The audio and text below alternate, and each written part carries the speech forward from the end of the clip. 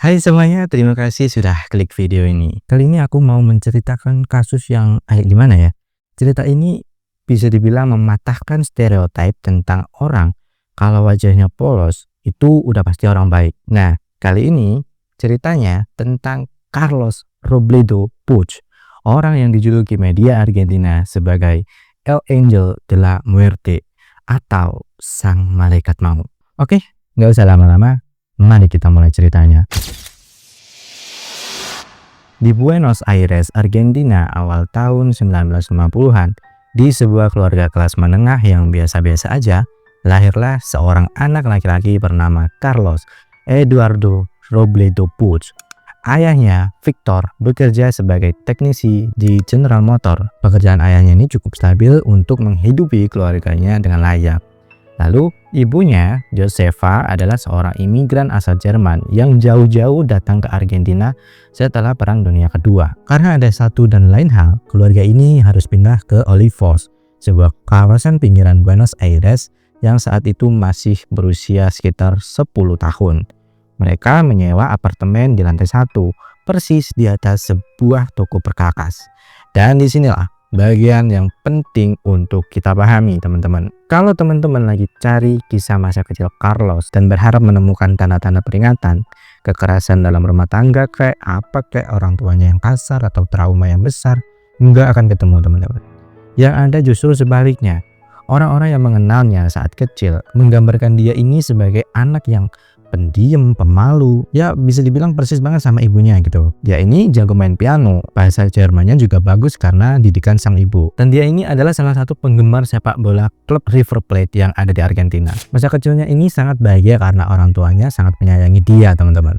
Nggak ada laporan kekerasan sekalipun di keluarganya. Nggak ada pengenalan lantaran, nggak ada hal-hal yang berbau kekerasan seperti kasus-kasus kriminal yang membentuk karakter pelakunya menjadi orang yang jahat gitu. Ada sih catatan-catatan kecil tentang masa kecilnya si Carlos ini. Carlos pernah jadi korban bullying di sekolahnya, dan juga hubungan dengan ayahnya juga nggak terlalu dekat, teman-teman. Dan dia kayak punya kebiasaan mencuri barang teman-teman sekelasnya. Nakal ringan lah bisa dibilang. Terus pada 1967 dia ini dikeluarin dari sekolah karena tertangkap mencuri uang dari kantor sekretaris sekolah. Nah, ini dia nih mulai punya bibit-bibit kenakalan yang gak wajar. Tapi itu semua masih dalam kategori yang bisa dibilang remaja yang bermasalah. Bukan sesuatu yang bikin siapapun mengira bahwa anak ini suatu hari akan jadi salah satu pembunuh paling brutal dalam sejarah Argentina.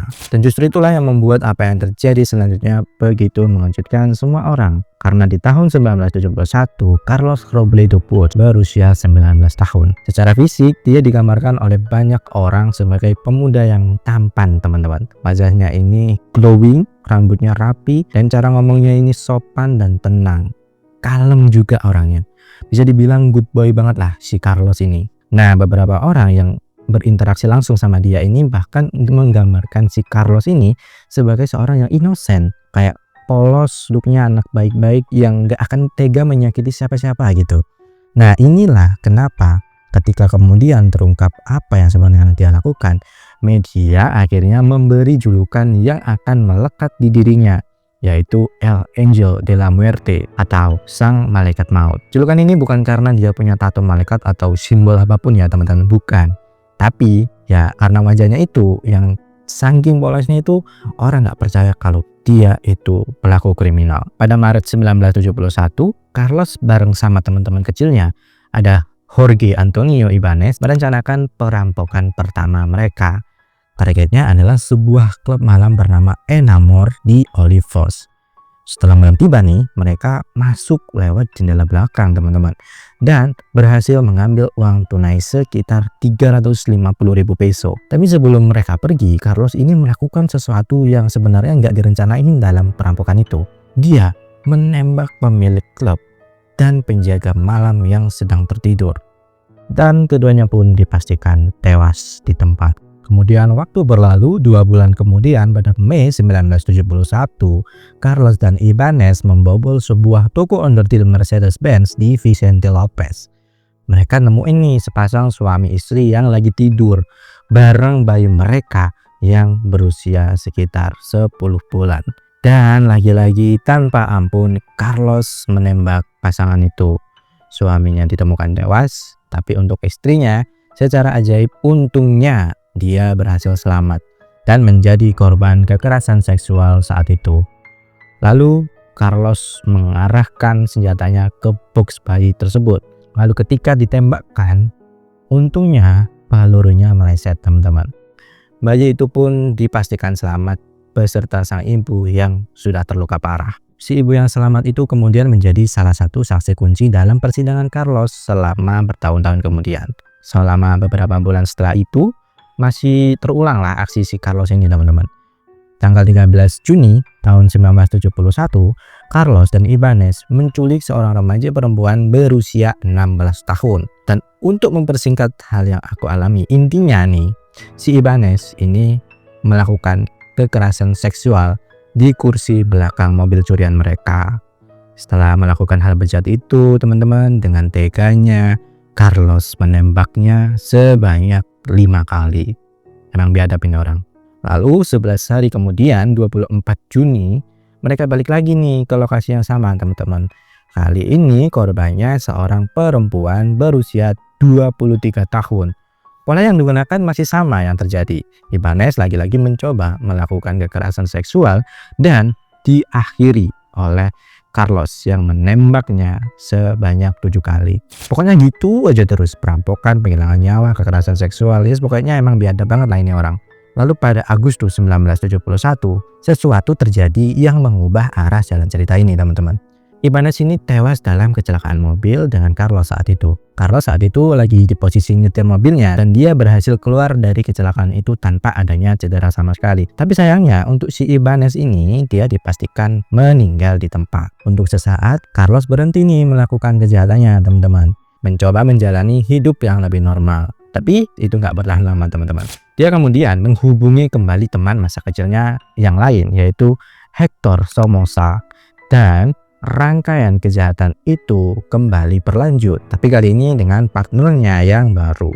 Pada November 1971, mereka menyerbu sebuah supermarket. Carlos menembaki tempat itu dengan pistol yang mereka curi dari sebuah toko senjata beberapa hari sebelumnya. Seorang penjaga berusia 50 tahun yang gak sengaja mengganggu mereka ini juga ditemukan tewas di tempat, teman-teman.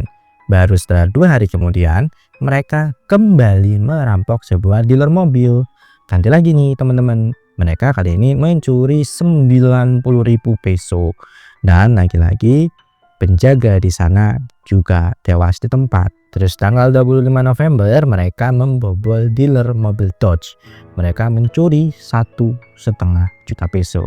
Dan betul sekali, penjaganya ditembak 3 kali sebelum mereka berhasil melarikan diri. Dalam kurun waktu yang kurang dari 1 tahun itu, Carlos Robledo Puig, pemuda berwajah yang tidak terlihat seperti kriminal ini, sudah terlibat dalam setidaknya 11 penghilangan nyawa. Tanggal 1 Februari 1972, Carlos dan Somoza kembali membobol sebuah toko perkakas di daerah Tigre.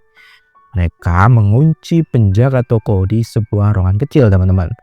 Dan ya lagi-lagi dia menghilangkan nyawa petugas itu. Mereka mencoba nih menggunakan kunci milik penjaga itu untuk membuka berangkas yang berisikan sejumlah uang dan lalu kaburlah dari sana. Beberapa hari setelah itu terjadi sesuatu yang akhirnya menjadi titik balik dari cerita ini, teman-teman. Dalam sebuah misteri yang sampai sekarang detailnya masih diperdebatkan, Carlos memutuskan menembak Somoza, partnernya sendiri. Ya, dia menembak Somoza. Apakah ini alasannya karena Carlos merasa terancam? Apakah ini bagian dari rencananya untuk mengambil semua hasil curiannya sendirian? Sampai hari ini nggak ada yang tahu jawaban pastinya, teman-teman. Yang pasti adalah Carlos mencoba menutupi identitas Somoza. Dia juga membakar wajah temannya itu dan berusaha menghilangkan kemungkinan identifikasi. Tapi dia membuat satu kesalahan fatal nih, teman-teman. Dia nggak memeriksa kantong-kantong yang ada di pakaian Somoza. Karena di dalam saku Somoza ada kartu identitasnya. Barulah 3 hari kemudian polisi menangkap Carlos Robledo Puig. Setelah ditangkap itu, Carlos melakukan sesuatu yang jarang dilakukan pelaku kejahatan seperti ini. Dia mengakui kejahatannya, teman-teman. Bukan hanya mengaku kasus yang sedang diselidiki polisi pada saat itu, dia juga nyeritain secara detail satu persatu kejahatan apa aja yang udah dilakuin sepanjang 1971 sampai 1972. Termasuk juga beberapa perampokan yang sama sekali belum dilaporkan ke kantor polisi. Detail-detail yang dia berikan sangat-sangat spesifik, begitu runtut sampai penyidik sendiri merasa nggak nyaman mendengarkan itu. Karena dari cara Charles menceritakan semuanya, mukanya itu datar banget teman-teman. Muka-muka inosen yang minta dibukul gitu loh teman-teman, ngerti gak sih? Dari caranya bercerita pun nggak ada keraguan dari suaranya itu, nggak ada raut penyesalan yang terlihat gitu. Seolah-olah itu bukan hal yang besar. Dan wajahnya yang inosen itu ngebuat orang yang dengar ceritanya juga terkejut. Kayak kok bisa orang kayak dia melakukan hal yang sekejam itu? Kok bisa? Gitu teman-teman. Bagi sebagian orang yang hadir di saat itu, momen ini adalah momen ketika mereka betul-betul memahami tentang ketenangan, dan wajah baik itu bukan berarti seseorang itu tidak berbahaya. Justru kadang ketenangan itu yang membuat seseorang bisa melakukan hal-hal yang mengerikan tanpa beban dan tetap terlihat baik-baik saja di mata orang lain. Kemudian Carlos ditangkap pada Februari 1972, tapi persidangannya baru benar-benar dimulai pada Agustus 1980-an. Ada jeda 8 tahun teman-teman. Persidangan itu berlangsung hampir 4 bulan, digelar secara tertutup di hadapan hakim. Jaksa membangun kasus dengan sangat kuat. Bukti-bukti yang dicocokin dengan senjata Carlos di TKP itu, dan juga kesaksian dari lebih dari 20 orang yang berhasil bertahan hidup dari serangan-serangannya. Ya, ternyata masih banyak orang yang selamat karena ulah si Carlos ini. Termasuk perempuan yang tadi teman-teman, yang selamat dari peristiwa penembakan di toko onderdil Mercedes-Benz, ibu dan bayi yang ditembak Carlos yang meleset tadi itu teman-teman. Dan pada November 1980, Carlos Robledo Puig dinyatakan bersalah atas 11 pembunuhan, 1 percobaan pembunuhan, 17 perampokan, 2 penculikan, dan beberapa kejahatan seksual. Hukuman yang diterimanya adalah penjara seumur hidup dengan status tambahan reclusion, yaitu sebuah bentuk penahanan tambahan tanpa batas waktu yang ditentukan. Dia kemudian dipindahkan ke penjara Sierra Chicha, fasilitas keamanan maksimum di kota Olavarría, Provinsi Buenos Aires, dan di sanalah dia menghabiskan sisa-sisa umurnya. Saat ini Carlos Robledo Puig sudah menjalani hukumannya selama lebih dari 50 tahun. Selama itu juga dia berulang-ulang kali mengajukan permohonan pembebasan bersyarat, dan berulang kali juga dia mendapatkan penolakan. Tahun 2008 permohonannya ditolak karena hakim masih menganggap dia ini menjadi ancaman bagi masyarakat. Tahun 2013 dalam sebuah permohonan yang sangat tidak biasa, Carlos juga meminta agar supaya hukumannya ini diubah menjadi suntikan mati. Ya, meskipun hukuman mati sendiri nggak berlaku di Argentina, kan jelas permohonan itu ditolak. Kemudian tahun 2015 Mahkamah Agung Argentina menolak banding terakhirnya yang terkait penolakan pembebasan bersyarat. Dan yang paling terbaru nih, di Juni 2023 permohonannya untuk bebas dan atau menjadi tahanan rumah juga ditolak teman-teman. Laporan psikologis yang menjadi dasar penolakan itu menyebutkan adanya ketidakkonsistensian emosi, rasa curiga dan paranoid, dan juga pengambilan keputusan yang masih emosional gitu. Kondisinya benar-benar belum stabil menurut para ahli dan menunjukkan bahwa dia masih belum bisa dianggap aman untuk masyarakat. Sekarang di usianya yang lebih dari 70 tahun, Carlos Robledo Puig masih berada di penjara Sierra Chicha. Lebih dari 50 tahun di balik jeruji untuk kejahatan yang dia lakukan dalam waktu kurang dari 1 tahun. Saat usianya baru 19 tahun. Kasus Carlos Robledo Puig sering banget diceritain ulang dengan fokus pada satu hal, yaitu wajahnya. Wajah yang menyihir banyak orang dan tidak mempercayai tindakan kejamnya. Tampilan wajahnya yang good looking itu ya bisa dibilang gampang banget dijual oleh media saat itu. Tapi meskipun begitu, ada korban yang juga layak mendapatkan penghormatan. Tapi kalau kita berhenti di situ aja, kita kehilangan pelajaran yang jauh lebih penting teman-teman. Carlos bukan korban masa kecil yang traumatis. Dia bukan anak yang dibesarkan dari kekerasan.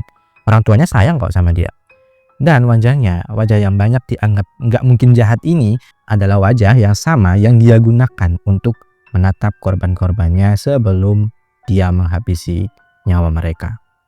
Ini bukan berarti kita harus jadi paranoid atau curiga ya sama orang-orang yang berwajah baik, enggak gitu. Itu juga bukan cara yang sehat untuk menjalani hidup dengan judgement ke semua orang. Dan itu juga nggak fair buat mayoritas orang-orang yang siapa tahu dia benar-benar baik. Tapi ini adalah pengingat bahwa karakter seseorang nggak bisa dibaca dari wajahnya aja. Kita tetap harus menempatkan diri untuk selalu dalam waspada dengan siapapun tanpa harus memberikan judgement ke orang lain. Baik atau jahatnya orang itu murni apa yang ada di dalam diri masing-masing. Dan nggak ada orang yang bisa mengukur itu. Tapi setidaknya dengan waspada, kita bisa lebih menghindari potensi hal buruk yang nggak pernah kita inginkan. Dan itu dia teman-teman cerita dari Carlos Robledo Puig. Kalau ada yang mau ditambahin atau ada yang mau dikoreksi, tulis aja di kolom komentar.